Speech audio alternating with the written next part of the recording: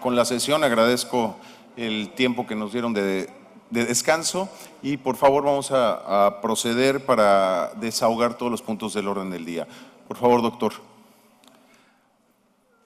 Vamos a la sección de torturas en el presidio político. Le pedimos a Amado Rodríguez, expreso político cubano, quien ha testimoniado internacionalmente sobre las torturas en el presidio político del régimen castrista. Amado. Gracias, Amado. El relator para estos casos va a ser el doctor Yanli Yang, que no puede estar hoy aquí, pero él va a ser el encargado de darle seguimiento a estos casos, ya que él fue también preso político en China. Ok. Muchas gracias a todos por la invitación y el haber abierto una tribuna como esta que debería ser permanente para las denuncias de estas cuestiones de torturas y tratos de escuela. Yo voy a hacer una pequeña introducción, pero a su vez pues voy a coger a los 5 minutos que me programaron para lo que voy a testificar. Permítame seguir. Los regímenes totalitarios dogmáticos de cualquier denominación han dejado una huella similar en el camino del desarrollo histórico, ignorando para mantener su poder omnímodo todo respecto a la dignidad del ser humano.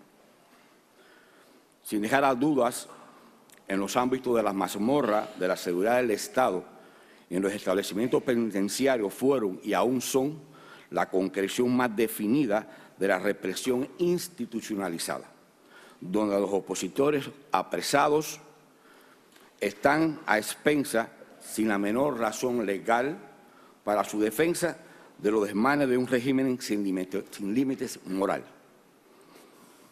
Crímenes contra la dignidad y la integridad física de los seres humanos, la tortura, los tratos crueles y degradantes es una práctica oficializada que se ejerce con total impunidad. Yo le dejo aquí después, por escrito, como me pidieron, algunas de las cuestiones que tienen que ver con las situaciones. Hay que pasarlo ahora, Amado. Amado, si quiere pasárselo ahora. Sí. Ok, gracias.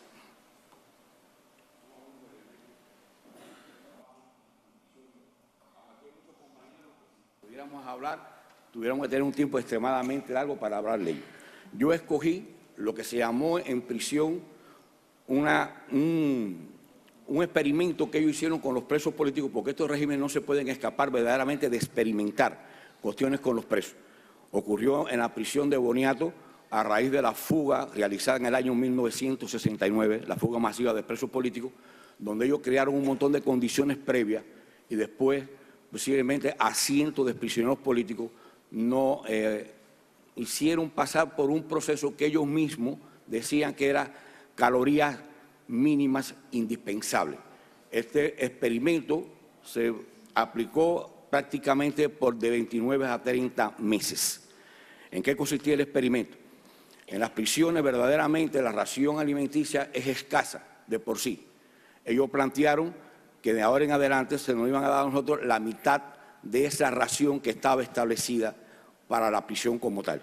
Y nos estabularon como ganado en 4 pabellones permanentemente cerrados, sin visita, sin atención médica, prácticamente sin ser sacado a airarse al sol o algo por el estilo, y nos fueron aplicando este tipo de experimento que fue creando en los presos, como es lógico, pues se mantenía las gripes, el catarro que no se quitaba, el adelgazamiento totalmente extremo, un montón de trastornos gastrointestinales, problemas de inflamaciones de la pierna, una debilidad extrema completamente. Sin embargo, ellos fueron siguiendo esto y les digo, no fueron 2 o 3 días, fueron casi 30 meses de experimentación. ¿Cuál fue la consecuencia de esto? Los presos verdaderamente jamás pidieron ningún tipo de recurso para ello ni se quejaron. Nos mantuvimos en esa situación por ese tiempo. La misma guarnición, ya ha pasado un tiempo largo, se percataron que la situación que se estaba presentando se estaba creando ya hacia un caos, porque los mismos tuvieron que empezar a sacar prisioneros para la enfermería porque se caían o no podían o no se podían levantar en sí, y otros con las condiciones que se manifestaban, pues era lógico que ellos tenían que llevárselo porque no había ninguna razón, hasta que ellos decidieron, en última instancia, pues tener que suspender este experimento.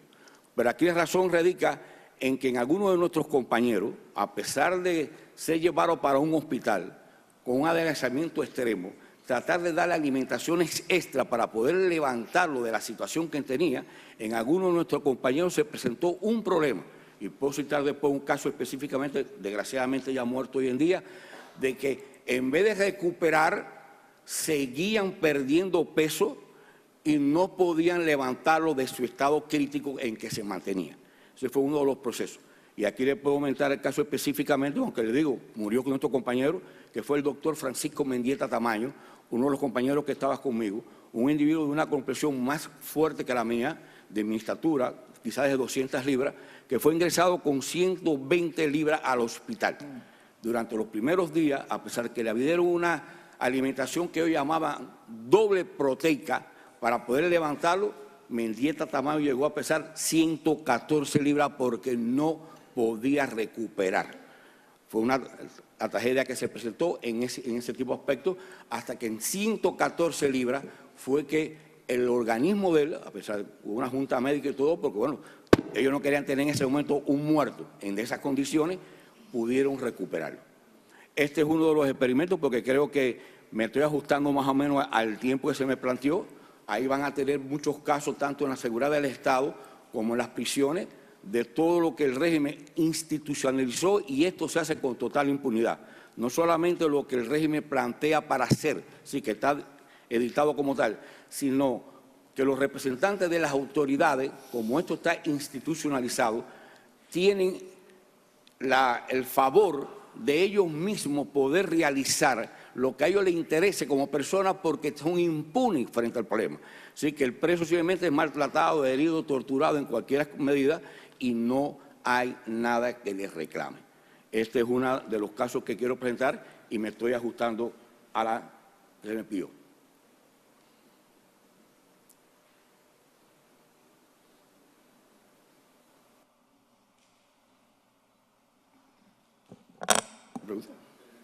Tenemos aquí, digamos, el índice del problema, ¿no? Sí, ahí van a tener, hay libros que se han escrito sobre eso, hay otras informaciones que se han hecho y tengo una conferencia también que yo di con Amnistía Internacional sobre la tortura específicamente. Muy bien. Le voy a pedir al doctor Maher que tome la palabra. Yo le traduzco. Sí, tú traduzcas. Ok. Thank you very much for documenting these horrific methods of torture. Gracias por documentar estos crímenes horríficos, horrorosos de tortura. I want to ask you about a subject that came up earlier. I thought that I have seen most or all of the torture methods, but apparently there are methods that we're still learning about. Yo pensaba que yo conocía todos los métodos de tortura, pero ahora descubro que hay nuevos métodos de tortura que yo desconocía. One of them that I learned about today, which is extracting blood from the prisoners. Quedé horrorizado hoy cuando me enteré de que les extraían sangre a los prisioneros. Have you witnessed cases like this, and what was the effect on the prisoners? ¿Usted ha sido testigo de este tipo de estación de sangre y el efecto sobre el preso? Bueno, cuando se dice testigo, yo lo veo de dos puntos de vista. Si estoy presente en la situación o si estoy en el área donde se está produciendo el problema. Este fue un caso que se dio en Cuba, en diferentes lados de Cuba. En Boniato, donde yo me encontraba en un momento determinado, en algunos que fueron a ser fusilados antes del fusilamiento. Les traían la sangre y lo llevaban en estado totalmente debilitado porque de todas formas lo iban a fusilar. Y entonces ese fue uno de los métodos en Boniato, se dio y se dio en otros lados de Cuba también. Any other organs has been extracted, kidneys, liver, that you are aware of?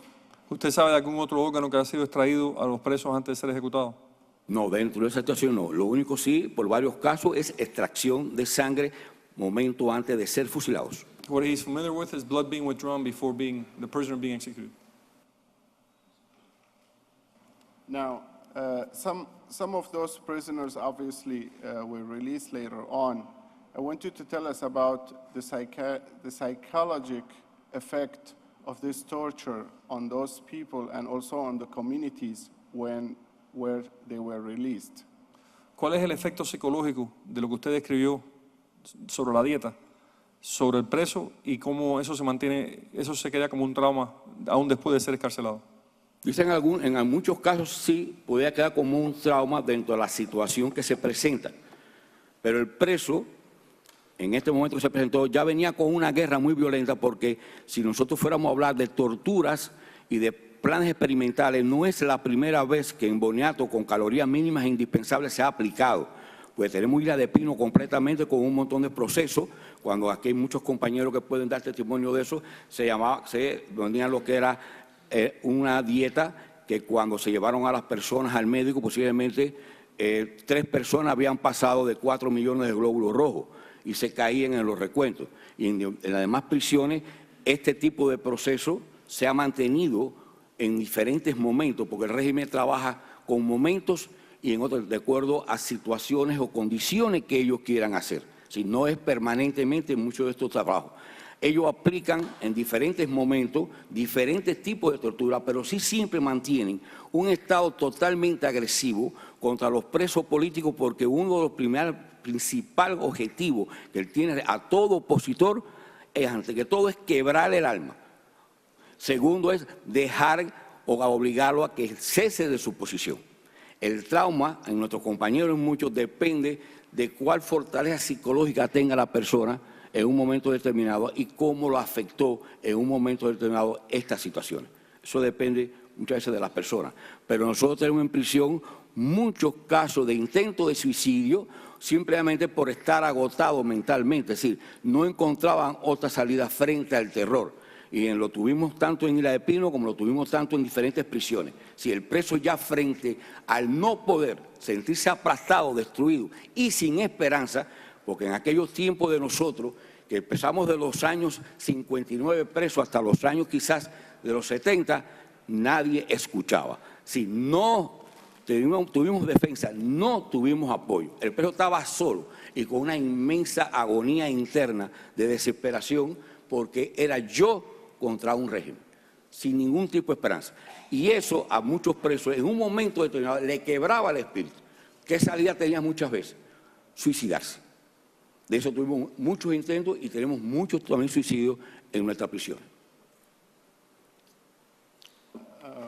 We have seen in other methods of tortures that doctors and medical staff in the hospitals have cooperate and conspiracy with the regime or with the guards in imposing more torture and more pain to those victims. Have you witnessed any of those cases in the Cuban regime? Tenemos información de que médicos y enfermeros han colaborado con el régimen y con los guardias para aumentar la tortura. ¿Usted tiene conocimiento de eso? Hay muchos casos y ahí también va a estar narrado cómo en algunos momentos se usó verdaderamente los tratamientos para los pacientes psiquiátricos y fueron aplicados a muchos de nuestros compañeros y compañeras de prisión en diferentes prisiones, pero fundamentalmente en la sección de La Habana, que se le aplicó electrochoques en condiciones inhumanas, tirados en el piso, con agua tirada en forma totalmente fuera de toda calificación médica, simplemente con el ánimo de torturar, con el ánimo de destruir a esas personas. Sí, eso también está bien, y ahí van a tener una explicación de hechos que se dieron con este tipo de mantenimiento. Cuando tú no tienes una persona que te cuida o te ayuda en el aspecto médico, que sea tuyo, como un preso, por ejemplo, tú no tienes nunca la confianza, porque todos los demás que están trabajando en todos los hospitales, sea de las prisiones o de los centros de seguridad del Estado, son miembros de del propio régimen y por lo tanto son incondicionales del régimen y por lo tanto siempre van a trabajar a favor del régimen y en contra del preso o la presa que se encuentre o en los departamentos de seguridad o en las prisiones. Es más, no puedes tener ni confianza, porque eso nosotros tuvimos con evidencia de los mismos, ni en el medicamento que te puedan dar, porque pueden ser utilizados para cualquier elemento que en ese momento ellos necesitan contra ese preso o contra un grupo de presos, darle medicamentos de una cosa que se está diciendo y le están dando un medicamento para otras cuestiones que no es para lo que él necesita que se emplee. Thank you very much. Gracias.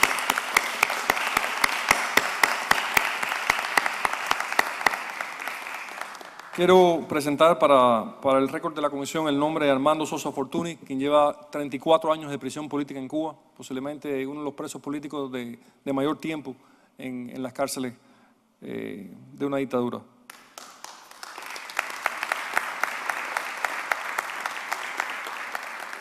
Queremos pedirle a Cari Roque, quien es periodista, escritora y expresa política cubana, que venga a testimoniar sobre el presidio político de las mujeres cubanas y las torturas y malos tratos recibidos en Cuba.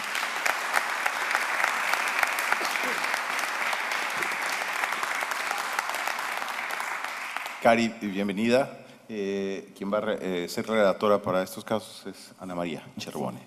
Muchas gracias de su participación y estamos pendientes de lo que usted nos dice porque como mujeres queremos trabajar con usted. Muchísimas gracias a todos ustedes, muchísimas gracias por crear este foro para escuchar las denuncias contra los crímenes de lesa humanidad, que como ustedes ya han visto y han oído, no se trata de un Estado totalitario, se trata de un régimen que impone el terrorismo estatal contra todos y cada uno de sus ciudadanos, que no será así contra sus oponentes.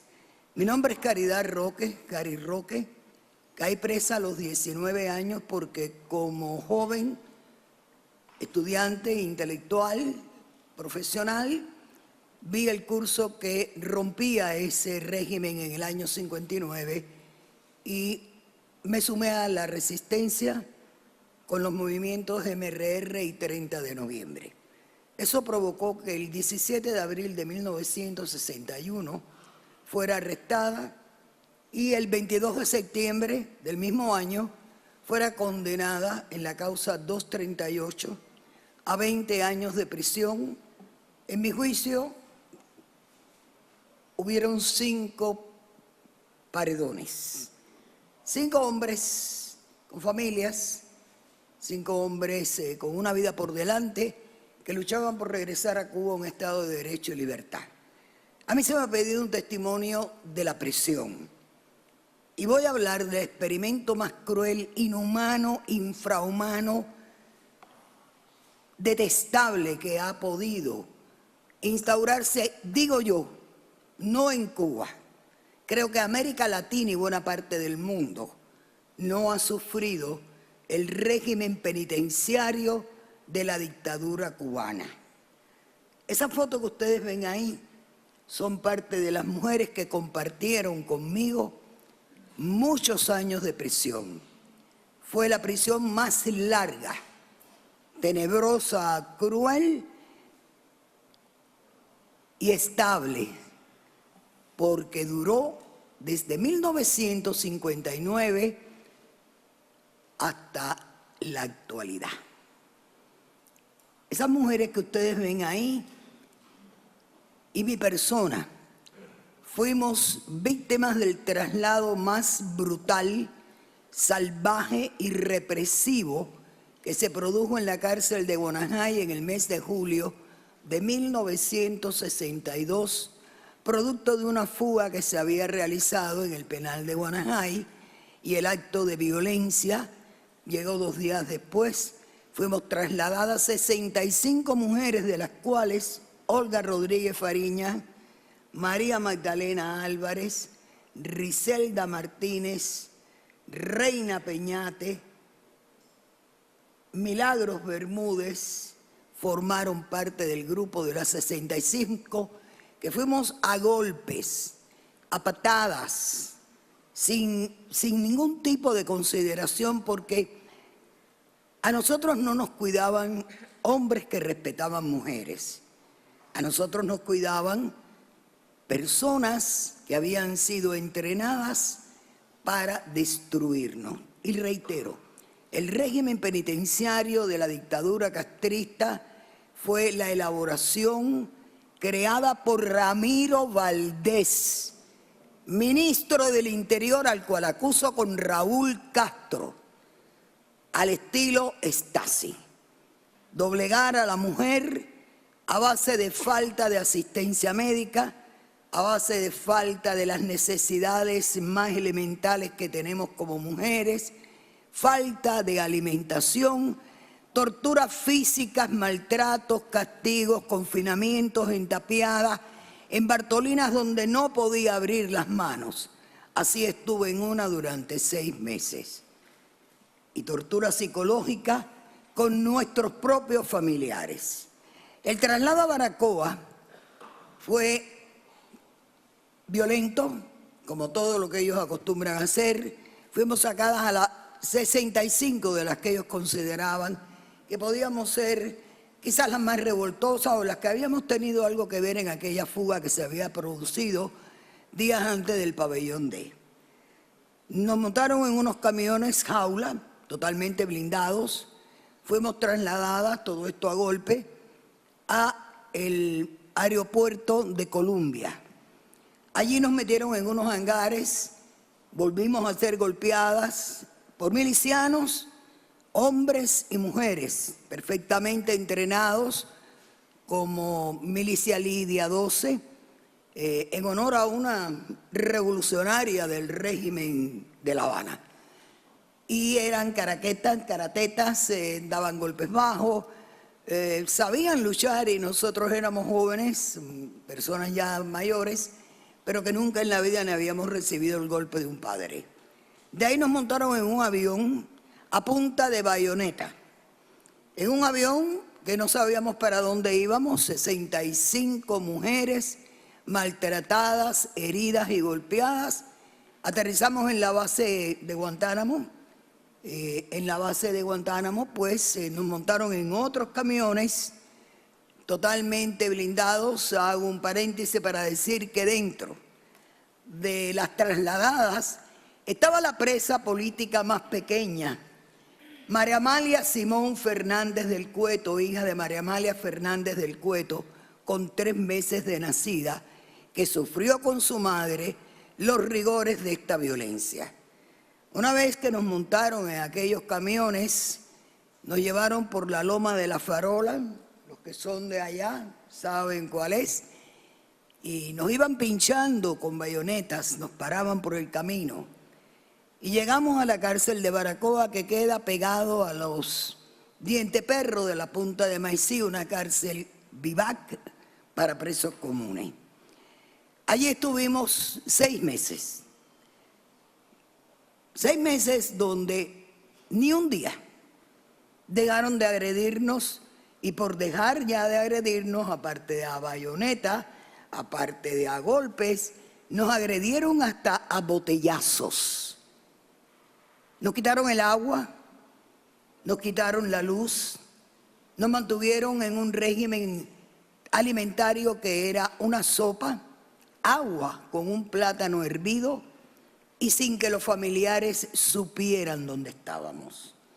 Gracias a la solidaridad del párroco de la iglesia y del señor que trabajaba en el telégrafo, pudo la familia conocer que estábamos allí. Porque indudablemente aquello fue un escándalo muy grande. Se supo de inmediato que habían sacado 65 mujeres. Y estoy narrando un hecho aislado, donde no estuvo involucrada mi persona. Fuimos 65 mujeres sacadas de nuestra prisión y confinadas en la cárcel de Baracoa. Y durante 6 meses no dejaron de agredirnos. Yo estuve enyesada desde aquí hasta los muslos, de la patada que me dieron, que me hicieron daño en mi columna. Y la solución fue enyesarme. Gracias a Dios habían 2 doctoras con nosotros, la doctora Isabel Rodríguez y Caridad de la Vega, y me quitaron el yeso, porque el yeso lo que me iba era pudrir en vida, en un lugar inhóspito, sin higiene, sin ningún tipo de asistencia médica. Pasados los 6 meses, empezamos a protestar, nos dieron una visita. Esa visita fue de 5 segundos y nuestros padres pudieron vernos. Por medio de reclamos y por medio de la misma violencia que ellos empleaban con nosotros. Porque bien lo dijo Manolo Martínez, que fue el primer director de cárceles y prisiones. Cuando estas mujeres salgan de aquí, van a salir caminando en 4 patas, porque toda la intención era animalizarnos. Se llevaron a la niña María Amalia Simón porque rompimos las celdas, rompimos las galeras y nos enfrascamos en una lucha tenaz para que sacaran a aquella criatura del lugar donde se encontraba, porque cuando pedíamos agua para ella, el agua era con sal. Así era la crueldad. Así fue. Así llegó la famosa crisis de octubre del año 1962, donde en la azotea del patio donde estábamos encerradas como animales, plantaron calibre 50 y nos dijeron: ustedes no van a ver la libertad, ni van a ver a un marín, ni van a salir vivas de aquí. Y nosotros sabíamos que era cierto. Sabíamos que era cierto porque habían habido agresiones muy fuertes contra todas nosotras. Regresamos de Baracoa porque hicimos un plan de 21 días y el pueblo pidió que nos sacaran de allí. Jamás voy a olvidar la solidaridad del pueblo de Baracoa. Fue un pueblo muy solidario con todos nosotros. Camino de regreso, a 14 nos metieron en una especie de camioneta totalmente cerrada y la sacaron del camino. Y el resto siguió rumbo a Guantánamo para de ahí coger el avión y regresarnos a Guanajay. ¿Qué había en la mente de ellos? Yo creo que pasó algo por la mente de ellos muy cruel, pero no tuvieron el coraje de hacerlo. Quizás querían repetir la pequeña rastra de la muerte con el grupo que ellos consideraban que eran las más revoltosas. Llegamos a Guanajay y a golpes nos metieron en el pabellón debajo, el pabellón de castigo. En los altos estaban ya engaleradas el resto de las compañeras que se habían rebelado.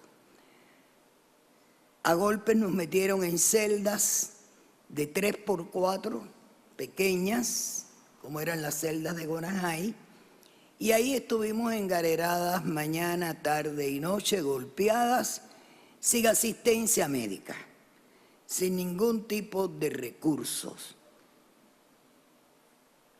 Pasaron los meses y la presión de la familia lograron que nos dieran la primera visita. Vimos construir las famosas tapiadas y también fuimos para las tapiadas. ¿Qué es una tapiada? Le voy a explicar lo que es. Hágase la idea de que usted está dentro de una bóveda de banco, estrecha, pequeña, donde por puerta tiene una plancha de metal que arriba tiene un huequito por donde le tiran la comida. Como baño, un hueco con 2 zapatos de cemento sin ningún tipo de higiene. Voy a hablar muy claro y aquí nadie que se sonroje. Las mujeres tenemos necesidades especiales que no las tienen los hombres. Y cuando teníamos esas necesidades especiales, no nos daban con qué cubrirnos. Y nos decían que rompiéramos la colchoneta y nos pusiéramos la guata. Así que cuando teníamos nuestra menstruación, muchas veces no teníamos con qué cubrirnos. Era parte de ese sistema para doblegarte, para humillarte, pero todos los días nosotros nos levantábamos con la certeza de que teníamos la razón, porque ellos no podían doblegarnos con nada de lo que hicieran.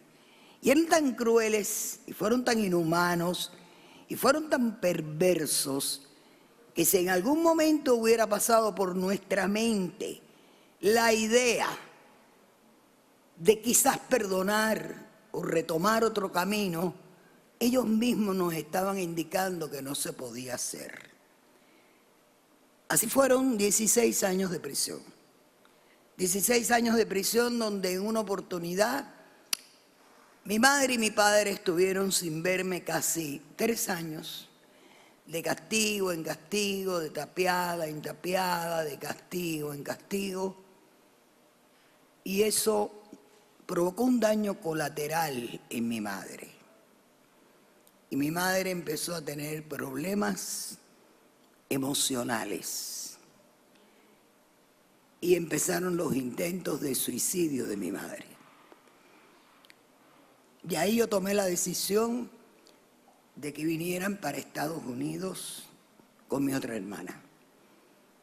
Era mi prisión y yo no quería que mis padres siguieran sufriendo. El remedio fue peor que la enfermedad. Mi madre enloqueció. Mi madre murió loca en el South Florida Hospital de Pembroke Pines. Y yo culpo al Estado castrista de la muerte de mi madre y del confinamiento de más de 5.000 mujeres en las condiciones más infrahumanas, crueles e inmisericordias que haya visto jamás nuestra América Latina.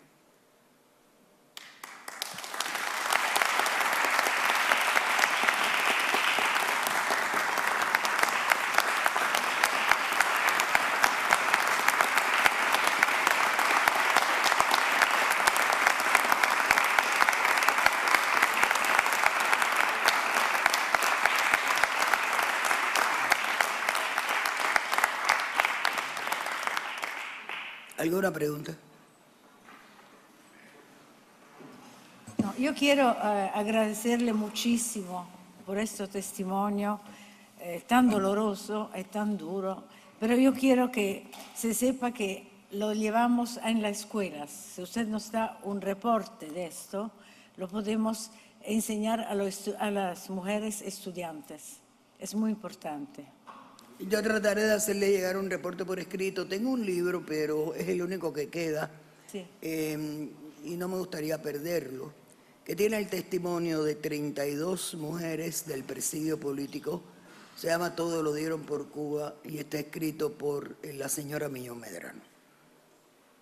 Muchas gracias. De nada a ustedes.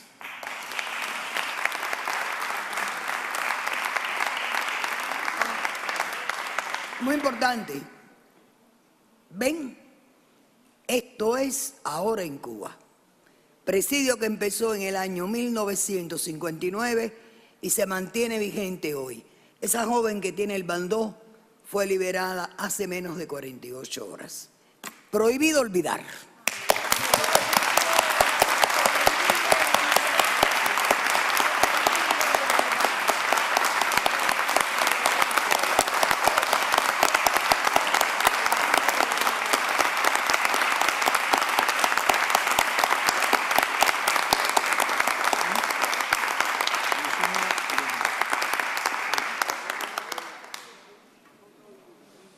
Queremos llamar como testigo sobre tortura en la prisión al expreso político Luis Zúñiga.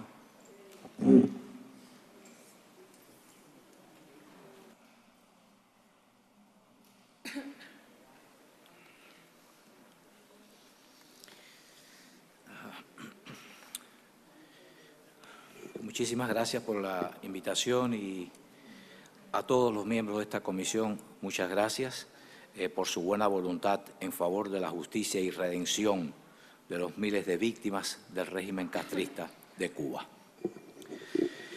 En mis 19 años de prisión fui víctima y testigo de innumerables casos de torturas, tratos crueles e inhumanos, de mutilaciones y de asesinatos. Por las lógicas limitaciones que hay del tiempo, me referiré a mí como víctima y luego a varios casos que considero brutales por su maldad.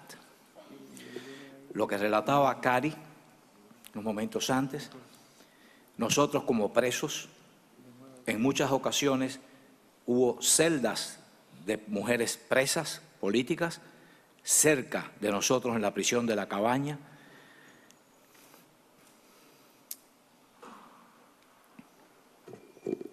Y duele recordar los gritos de esas mujeres bajo las golpizas. A todos los presos políticos nos golpeaban, nos agredían sistemáticamente, porque el propósito no era solamente el castigarte por haberte rebelado o haberte opuesto a la dictadura comunista, sino era destruirte el alma, doblegar tu espíritu, humillarte, convertirte en casi un animal.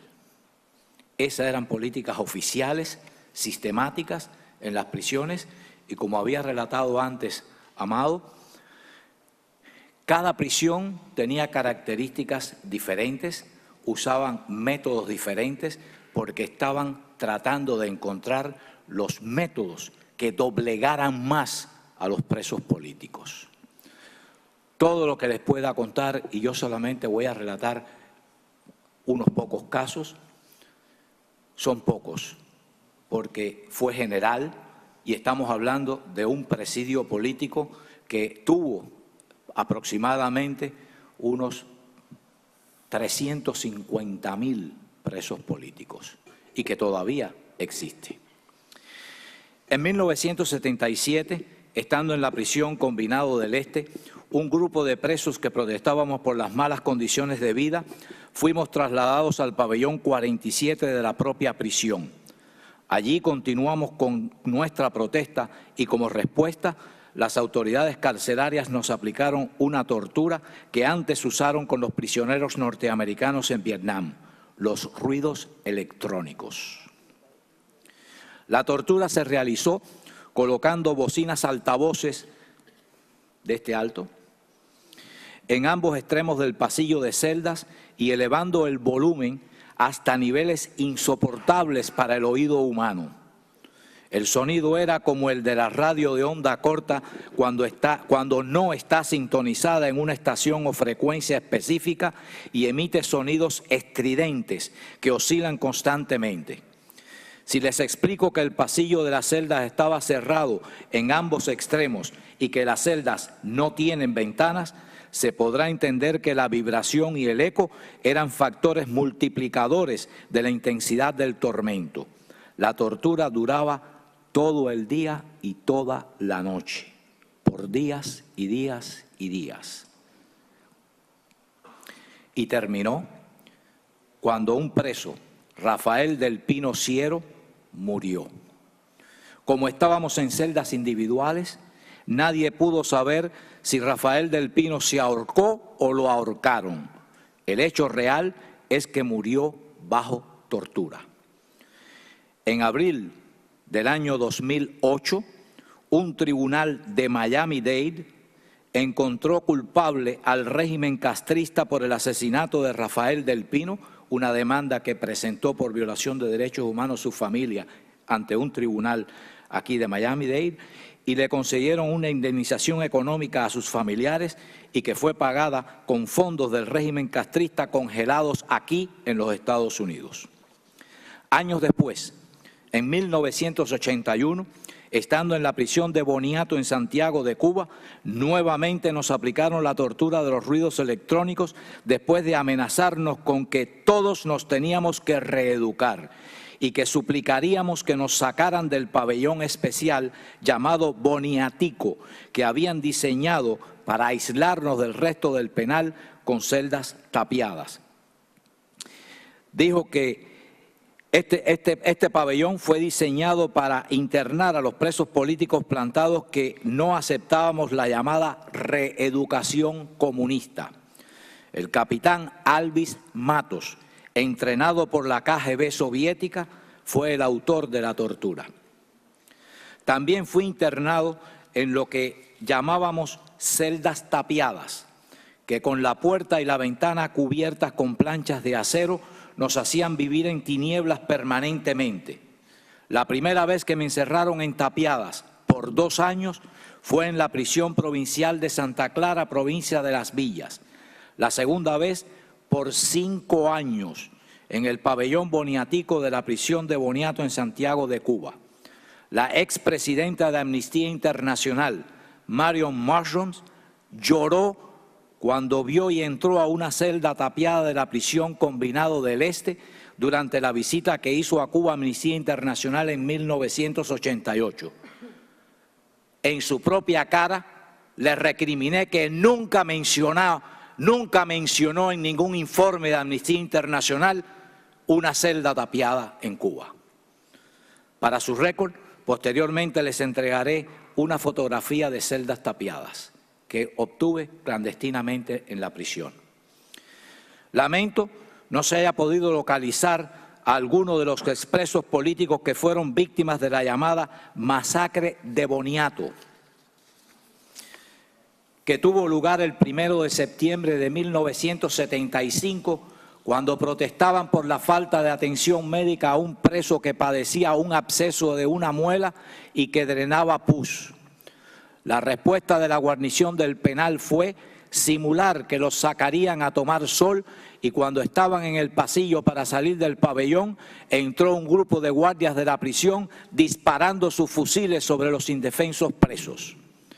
Gerardo González, un pastor evangélico, murió de balazos en la cabeza. Enrique Díaz Correa recibió 4 balazos en el pecho.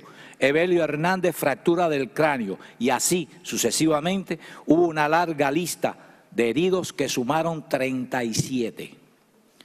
Otro caso que muestra la brutalidad y los abusos criminales del régimen castrista en las prisiones es el caso de Eduardo Capote, un ex maestro, que mientras estaba en la fila para recibir la magra ración de comida detrás de mí, protestó en voz alta por la mala calidad de los alimentos, macarrones servidos y sin sal siquiera, y recibió un ataque a machetazos por parte de uno de los guardias, de apellido Borroto, que le cercenó la mitad de su mano derecha y le cortó los tendones de la mano izquierda, cuando Capote trató de cubrirse la cabeza, a donde iban dirigidos otros machetazos. El criminal sigue impune en Cuba, y aquí les entregaré fotografías y testimonio de Eduardo Capote, que ya falleció. Finalmente, pero no menos importante, quiero decir algo sobre los abusos psiquiátricos como instrumento de terror y castigo contra los presos políticos en Cuba. Práctica que es importante destacar, era usada también en la ex Unión Soviética. Mi amigo, el preso político Eugenio de Sosa Chabau, miembro de una familia muy prestigiosa de Cuba y exdirector de un periódico confiscado por el régimen, que estaba en prisión por participar en el movimiento clandestino de resistencia, estando en las celdas de castigo de la prisión de Isla de Pinos, y por una cuestión circunstancial, que fue una indiscreción de un guardia de la prisión, tuvo conocimiento sobre la instalación de misiles nucleares soviéticos en la zona de Pinar del Río, en el occidente de Cuba.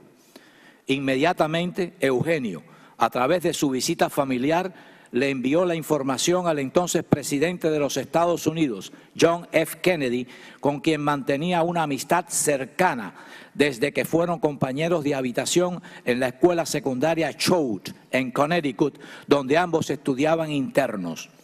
Un cierto tiempo después, aparentemente las autoridades castristas tuvieron información de que Eugenio había sido la fuente que reveló a los norteamericanos la instalación de los misiles, y como represalia lo internaron en el hospital psiquiátrico de La Habana, conocido como Mazorra. Allí recibió 14 sesiones de electroshocks, 4 sesiones en la cabeza y 10 en los testículos.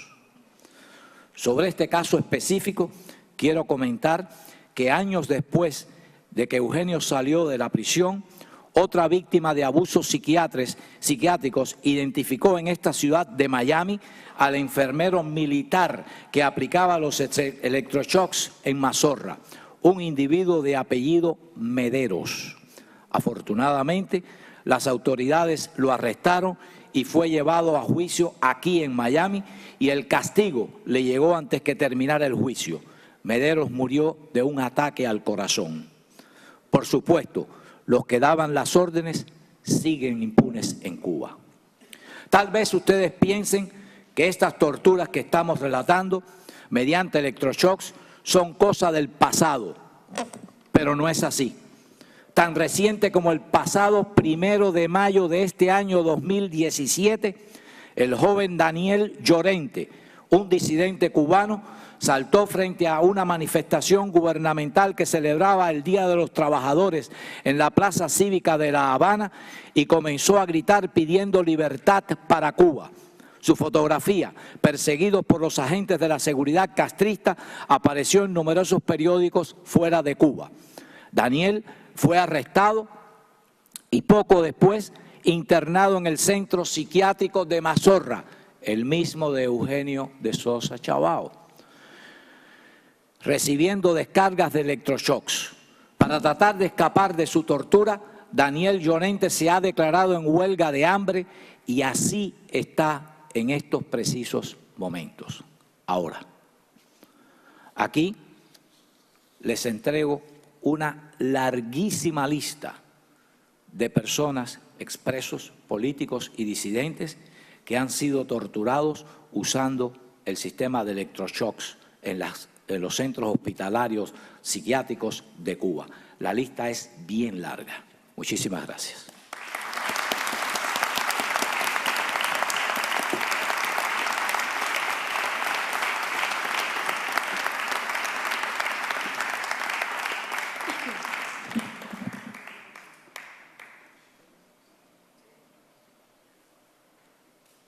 Si tienen alguna pregunta. Bueno. Muchas gracias.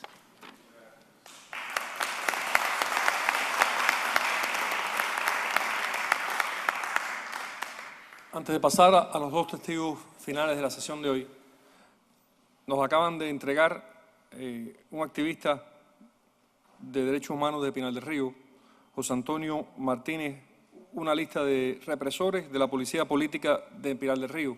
Quiero pasarla al récord de la comisión.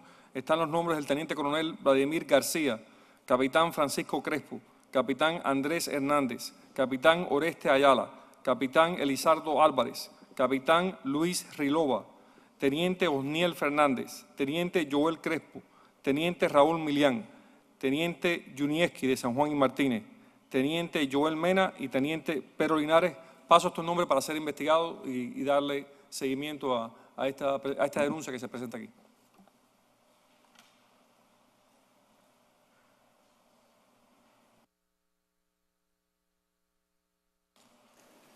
Le pedimos a René Sotolongo, ex preso político cubano, que pase a testimoniar sobre el asesinato extrajudicial que presenció en la prisión política cubana.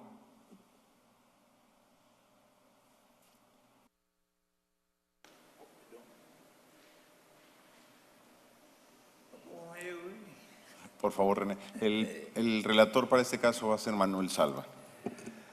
Bueno, primero que nada, darle las gracias a este esfuerzo por aplicar justicia y ojalá tenga éxito. Voy a leerlo porque ya la juventud acumulada no me permite.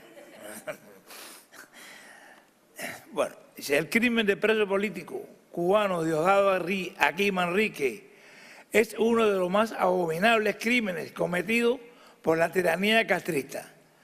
Fue en la mañana del 17 de diciembre de 1966. Diosdado nació el 8 de agosto de 1936. Su causa, colaborador de alzados en el Escambray, zona sur. Lugar de nacimiento, Cruz de las Villas. Falleció balaceado por custodios de la prisión. ¿Qué Quiero explicar a la comisión, alzado es un término cubano que quiere decir un rebelde en las montañas, alguien un guerrillero que está luchando en contra del régimen. Sucedió como paso a relatar. Como de costumbre, viajamos para los campos del oprobioso plan de trabajo forzado, denominado por la tiranía el Plan Trabajo Camilo Cienfuegos. Llegamos al lugar señalado para ese día y al arribar al mismo, el jefe del bloque 26, Brigada 28, que denominaban el cabo jefe de bloque, al cual conocimos por el mote de Pinguilla, mote dado por nosotros porque desconocíamos los nombres de los verdugos y nosotros los bautizábamos por un mote de acuerdo a sus características. Su segundo al mando era conocido por nosotros como Cara de Caballo. Nos ordenaron coger las herramientas con las que solíamos trabajar, no sin antes advertir que ese día se iban a llevar un muerto para la circular. La circular es el sitio donde vivíamos. Empezamos la ardua tarea diaria, siempre bajo los gritos y amenazas y uno que otro planazo de bayoneta de fusil Garand. Un guardia del cordón, al que ellos llamaban el maestrico, no cesaba de apuntarnos con el fusil que portaba y decir ¡bam, bam, bam! Terminada la tarea asignada, Diosdado o Chachá, como lo llamábamos cariñosamente, se le quedó el sombrero atrás en el campo. Diosdado le pide permiso al cabo para ir a recogerlo. Cuando se alejó unos pasos, el maestrico arriba mencionado le disparó atravesándole el corazón. Perdón. Las últimas palabras de Diosdado fueron: ¿por qué me disparan, coño, si yo pedí permiso? Y ahí murió.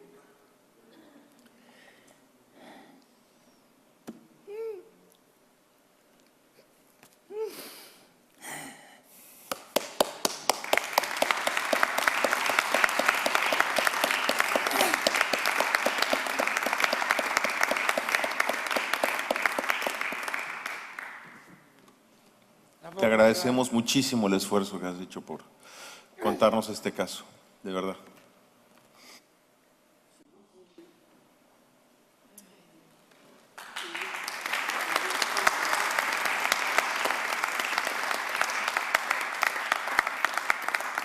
Le pedimos al reverendo Mario Leonard que venga a testificar sobre el asesinato extrajudicial de Wilfredo Soto.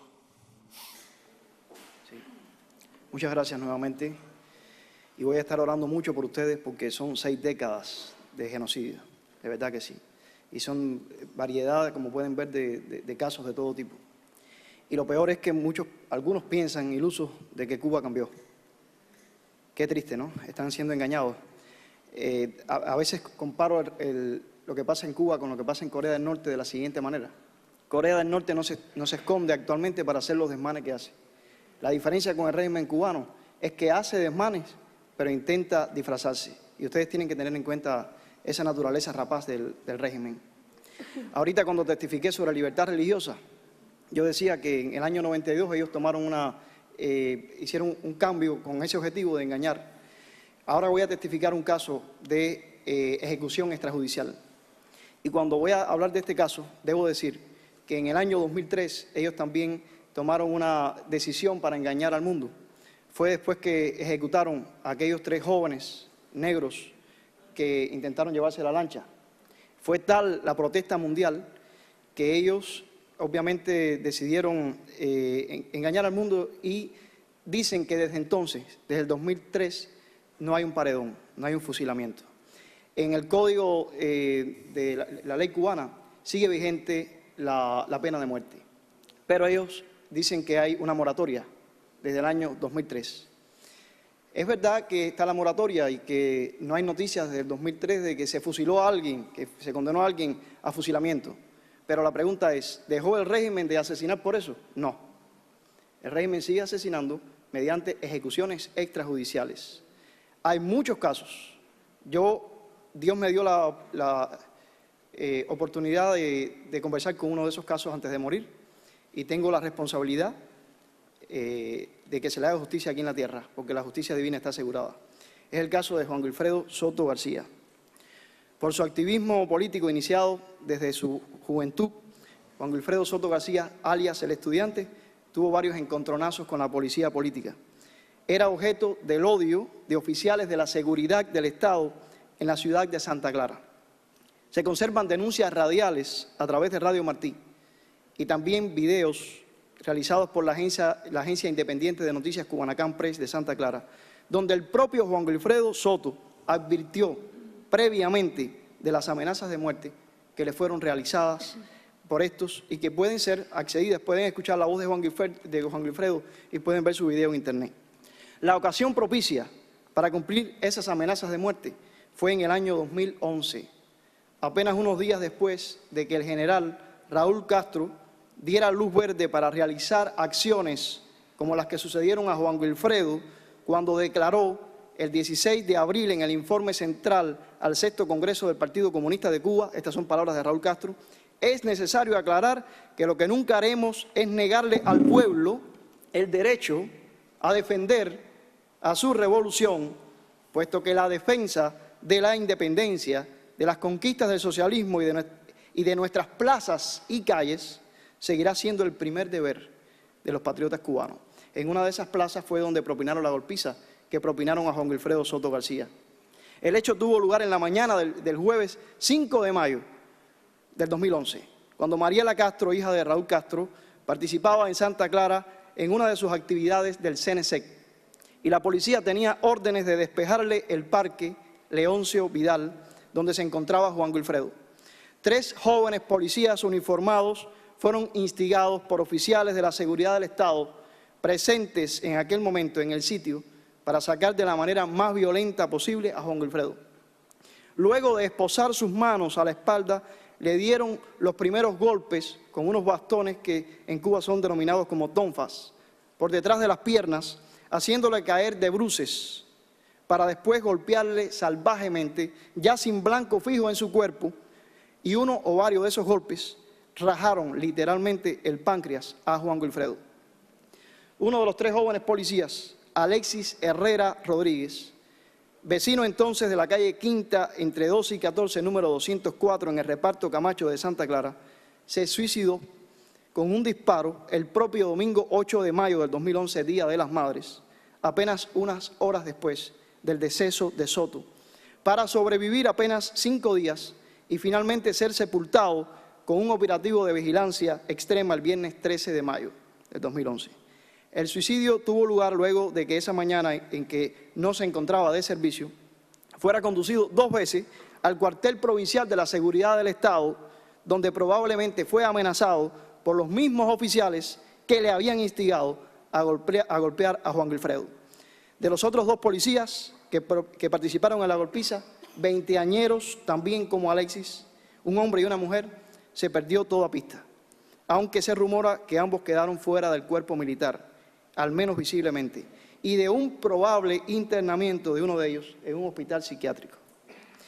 Camino al hospital, aproximadamente 2 horas después de la golpiza, luego que lo liberaran de la estación policial a la que le habían llevado, conducido por un medio de transporte rudimentario que en Cuba se conoce como bici-taxi, quiso Dios que se encontrase por última vez con su pastor, como siempre me llamaba, e interrumpió por un momento su vía crucis para expresarme extremadamente adolorido lo que le habían hecho. Desde entonces cumplo con el deber ante Dios de no callar este asesinato del cual legalmente la providencia divina me hizo testigo referencial. Un tuit desde mi móvil a ciegas, sin internet, enviándolo al servidor de Twitter en Inglaterra, a las 11:55 de la mañana de aquel triste jueves 5 de mayo del 2011, inició la denuncia. Está publicado el tuit, lo pueden buscar en internet, ese jueves 5 de mayo. Inició la denuncia que de parte de Dios continuaré hasta que el sistema que mató a Juan Wilfredo Soto García sea juzgado y condenado por su crimen y por el de tantos y tantos y tantos crímenes. Además de las denuncias en las redes sociales, agoté dentro de Cuba los canales legales establecidos por el propio régimen, exigiendo una revisión de este hecho. Solicité investigaciones imparciales a la Fiscalía General de la República y a la Fiscalía Provincial de Santa Clara, en atención a las cuales el 8 de septiembre del 2011, entre las 10:15 y las 11:45 de la mañana, como mismo estoy declarando ahora ante ustedes, declaré ante el fiscal Osmel Fleites Cárdenas, un fiscal que trabaja en Cuba, quien tomó mi testimonio, como le están tomando ahora ustedes, y levantó acta afirmando, después de escucharme, que dejaba abierto el caso por existir suficientes elementos. El 7 de octubre del 2011 me presenté por voluntad propia a la Fiscalía Provincial de Santa Clara y entregué al mismo fiscal Osmel Fleites Cárdenas una lista con suficientes datos para localizar a otros testigos que también estaban dispuestos a declarar como yo. Fue la última vez que vi al fiscal Osmel Fleites Cárdenas. Cuando meses después volví a la Fiscalía, puesto que no escuchaba nada adicional sobre el proceso que yo había solicitado y ni siquiera ninguno de los otros testigos había sido llamado a declarar, fui informado en la Fiscalía que ya el fiscal no tenía nada que ver con ese caso y que ni siquiera la Fiscalía tenía que ver con el caso, puesto que lo habían pasado a la Fiscalía Militar. Los acusados ahora eran los investigadores. Agotados los canales dentro de Cuba, ahora me coloco a disposición de cortes y organismos internacionales que sean capaces de hacer justicia y, de ser posible, llevar a los tribunales a un sistema acusado también de otros muchos crímenes. Documentos relacionados con todas mis gestiones infructuosas dentro de Cuba en relación a este caso pueden accederse en mi blog Cubano Confesante y también en el libro que les entregué hace un rato, donde no he dejado de escribir acerca de este crimen de lesa humanidad todavía impune y que lo más lamentable es que es un caso donde alguien puede testificar. Pero estoy convencido que hay muchos otros casos de los que nadie puede testificar.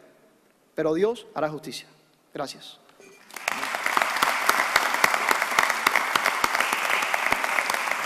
Muchas gracias, Mario.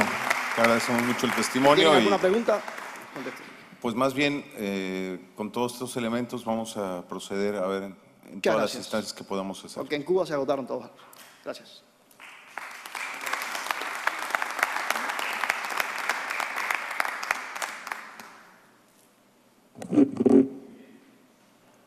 Bueno, pues quiero agradecer a todos ustedes no solo su presencia en este salón, en la ciudad de Miami.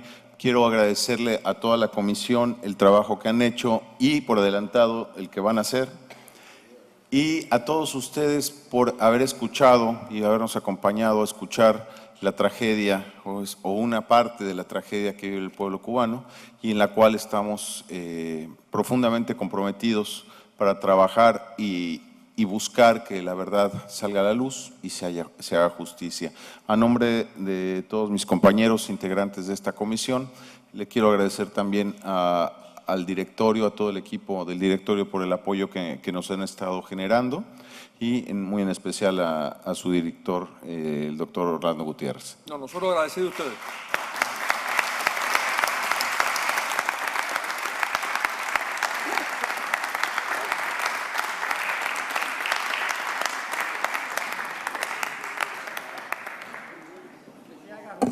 Un favor final, Dani, ¿puedes grabar con un celular? Gracias, Silvia. Quisiera mandar un mensaje a nombre sí, ya está grabando. A nombre de esta comisión a José Vicente García, preso político del régimen castrista de Nicolás Maduro. Hoy es su cumpleaños y queremos mandarle este mensaje hasta la prisión del Helicoide en Caracas.